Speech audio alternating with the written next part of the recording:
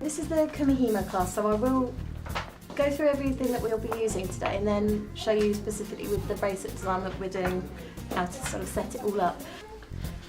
It's worth mentioning, if you were to do a bracelet, you're going to start off with 4 lengths of 1 metre, and they're actually going to be folded in half, so essentially you're working with 8 strands of ½ metre for each one of these.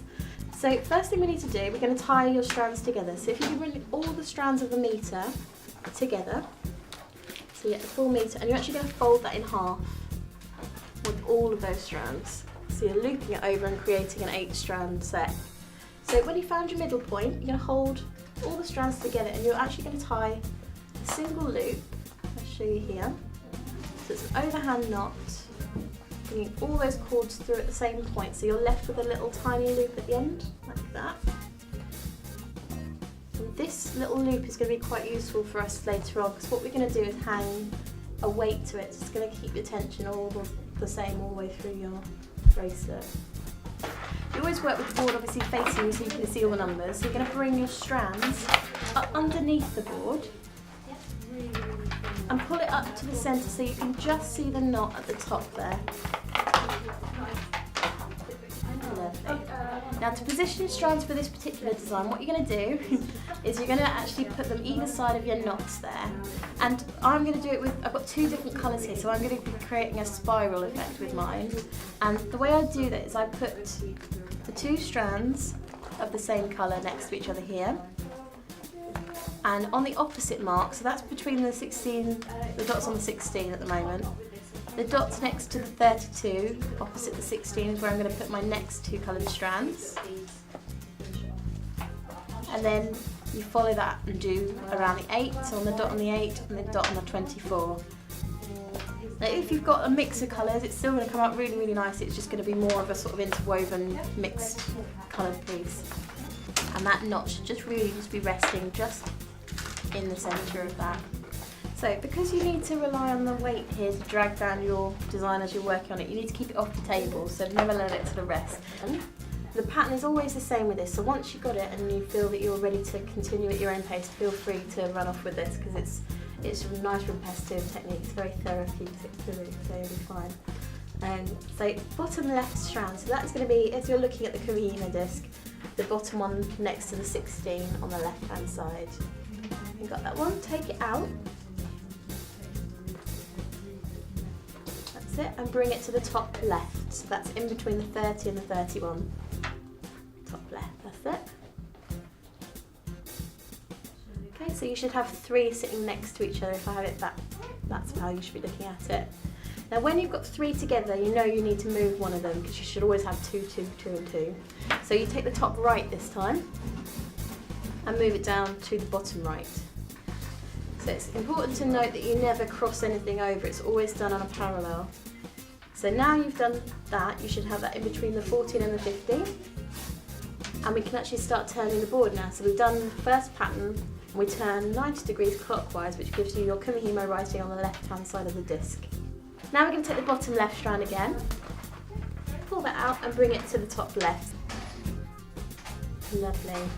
3 together at the top, so you now need to move one of them, bring it down to the bottom right. So that's top right to bottom right. Good stuff. And now rotate again, so your Kumihimo writing is upside down now. So next one is the bottom left again, up to top left. Top right to bottom right.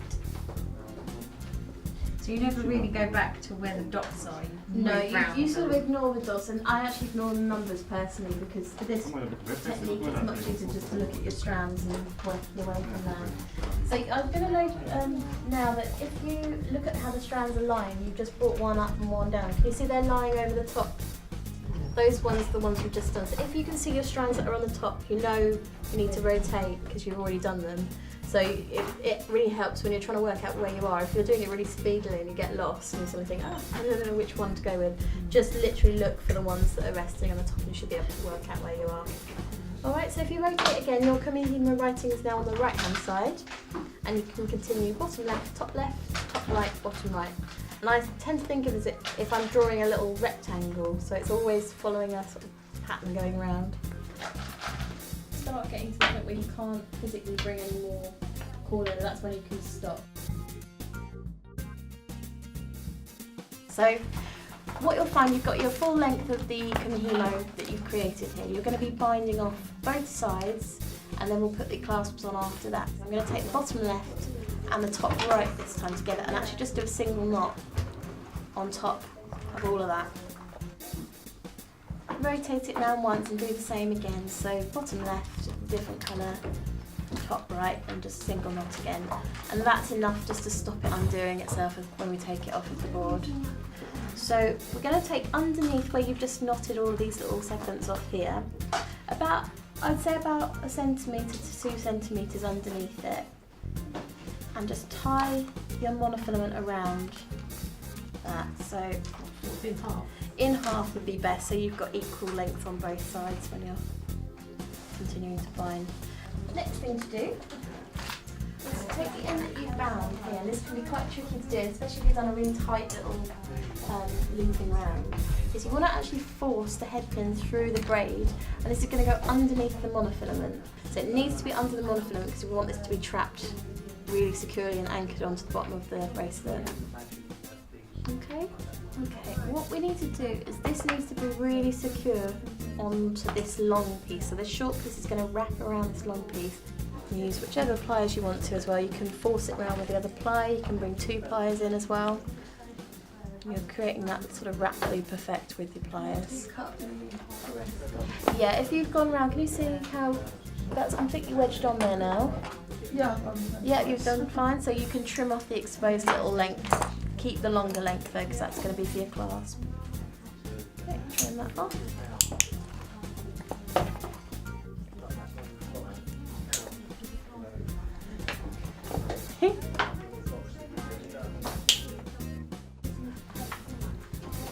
Just give that another stretch. I'm always conscious that it's going to get smaller the more you're handling it as well, so just make sure you've got all the stretch out of it, because at this point when we do the other side you don't want it to be too big, because otherwise it's a bit of a pain if you sort of rebind it and everything again. So when you have that ending secured on there, place it over your wrist so you can see the back of it there. By eye you can see how much space this is taking up. It's about 1.5 centimetres. You've then got your lobster already attached, that gives you that measurement extra. So from there, the 1.5 centimetres again is what you need to bear in mind, and that's where, so I can see that would be where I need to do my next binding, so I'm actually going to end up trimming that section off there. So I think for most of you, like I say, you probably will end up taking some of your length off. What you'll need to do is just cut yourself a 30 centimetre, half a metre, doesn't really matter too much, it's just small length there to bind with again, and we're going to repeat the same process again, so as long as you're all happy to go ahead and do that, and leave you to do that at your own pace. Any problems or questions, just ask.